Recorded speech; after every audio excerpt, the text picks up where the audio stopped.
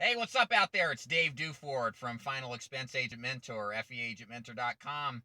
You can see I'm out live in the field at McDonald's, not producing because I'm done producing and wanted to go ahead and put together a recap of today's production results. You might find it interesting about how my day went and what I kind of ran into, and maybe can glean some experience and wisdom from how it went. So, first of all, I want to thank Mr. Tom from Tennessee coming down doing a ride along today. He did a fantastic job, learned a few things, I hope, and we had a pretty productive period of time.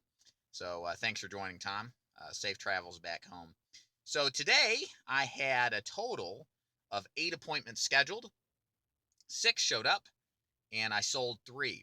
And what I'm going to do here, kind of have my spreadsheet of activity here. I'm going to take you through what happened with each call and what the outcome was, and kind of give you some thoughts about this. Again, the reason I'm doing this is it's always useful to see what somebody else is doing in this field. That's why we did a ride along today with Tom, who's a new agent with the organization. And it's good just to hear that pretty much everybody deals with the same kind of stuff in the field. Some days are great, some days aren't.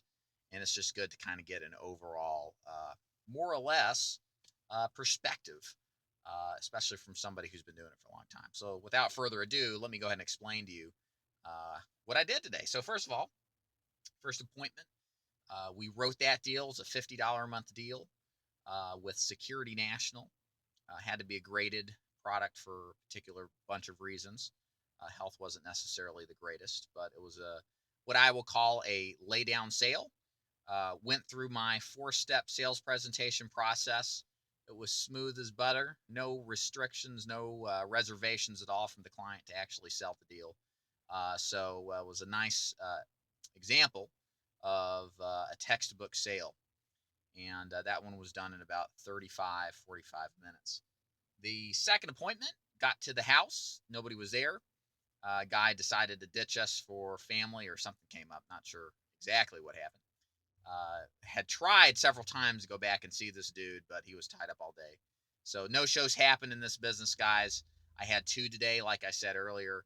They're frustrating, yes. I will not lie to you. Sometimes I get pissed when somebody's not there, but it's a part of this business that you have to accept. Just like there's days when you're going to do great and days when you're not going to do great. You got to accept the fact that not everybody's going to be there, and it's just a part of the deal. Hey, Robert, I live in Chattanooga, man. So you're not too far from me if you wanted to hop on over. I'll be working in Chattanooga next couple of weeks. Right now, I'm up in Knoxville, close thereabouts. But you're welcome to come on over. We can set up a time. Shoot me a message later, and I'll be happy to kind of give you more information. So after we did that one, we headed on over to another appointment. These people are what I would call your proverbial deadbeats, and I mean that with all due respect. These people prefer to keep their accidental only coverage intact. That they were paying $40 a month for 300,000 or something silly like that. Just couldn't see spending, the same amount for enough for natural death coverage, even though it would be significantly less. Truth be told, they weren't that very good at prospects anyway. So we got out of there in about 10 minutes, which is good. As I teach in my sales training, you got to learn how to figure out if your prospect is a high odds prospect or a low odds suspect. If they're a low odds suspect, you want to get out there as quickly as possible and then find somebody who actually wants to buy and who would be a qualified buyer. The more time you spend with people who won't buy, the more frustrated you're going to be, and the less sales you're going to make because you're spending more time with people who just aren't going to buy anyway. So, our next fourth one, another, I would say, textbook sale. Just wanted enough to cremate her. Pretty simple deal, nothing special there. Matched her budget, matched her needs, got a plan that would get her covered. She was taking insulin. She also smoked, and it was a pretty simple sale to get her some decent coverage, so we did. No problem at all there. Then our 4 o'clock no-showed. Like I said, we had a second no-show. We were actually early to that appointment, and but she happened not to be there. What I like to do when I'm early to appointments, and if they're not there, is I always try to call them. If they don't pick up the phone, I call them immediately again. Many times you get pickups on the second ring. And she was tied up with grandkids or something like that. But either way, it wasn't worth trying to get in there because she wasn't going to be there. Then I went up to the next one. That one was a pretty simple setup sale. Again, just wanted a cremation plan. Didn't want anything extra. Closure on a simple plan, nothing too much. Maybe I think it was $20 a month, something like that. Don't care if it's a small plan. I'll take anything I can get, and you should too, because money's money at the end of the day anyway, right? And it all adds up, and you help more people. Then the last one, actually second to last one we ran, that lady was a trip. It's funny. I got in there, and she gave me all sorts of attitude. She said she was just really, well, bitchy, for lack of a better word. And I kind of played nice, as I always do, to try to disarm him.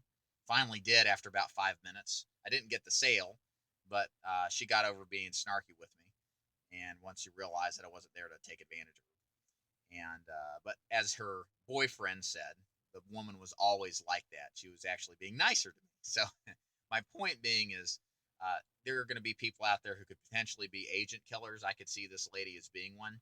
These are agent killers, are people who just, when you are your most vulnerable, will drive you nuts because they're so rude and mean. This woman had the potential to be that way. Mentally, I wasn't in that mindset, so it wasn't really bothering me. But these people typically are rude, mean, hostile to everybody and anybody they meet. You're definitely no different. And the truth is that you're an insurance salesperson, so by many people's stretch, they feel that you're the person that should be kicked around. So you kind of have to deal with that being in this business. It's just the way it is. Let's see. So I didn't sell that one. Got out maybe 20 minutes or so. And then the last deal was actually a term prospect. I think I'll have a pretty good shot at that. I don't really get many term insurance prospects. These people were significantly younger than most of the people I see. I'm going to go shop a quote for them. I'm a final expense dude. I don't really do much anything else, so I didn't have any term insurance on hand.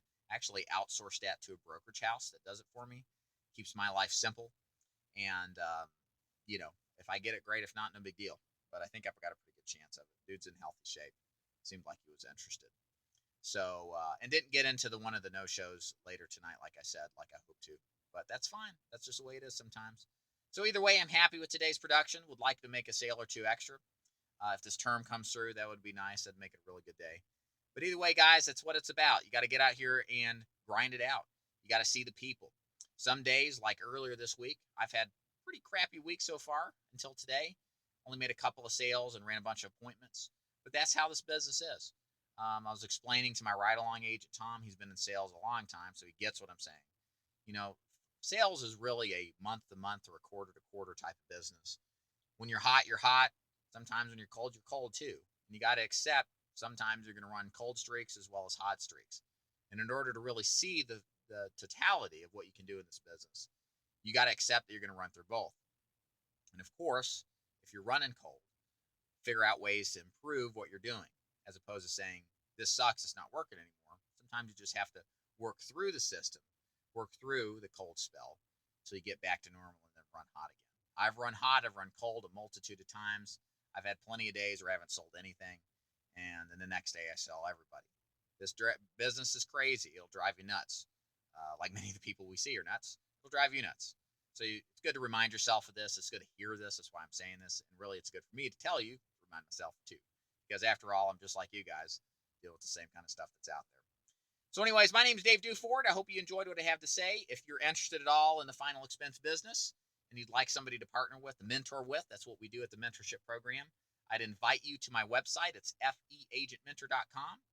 And you are more than welcome to send me a message and give you more information about how things work. And I'd be happy to tell you more. Daniel, you said volume. You'll get what you want. That's absolutely right. It's all about aptivity, guys. Remember that word, aptivity, A-P-P-tivity. The more apps you do, the more you make. And it's how many people you can get insured, how many people you can help. Money always follows. That's how it works in this business. And that's the philosophy to live by when you sell insurance. So, guys, thank you so much for joining. We'll see you live next time. Hope you guys have a good weekend. Peace out. Peace out. See you.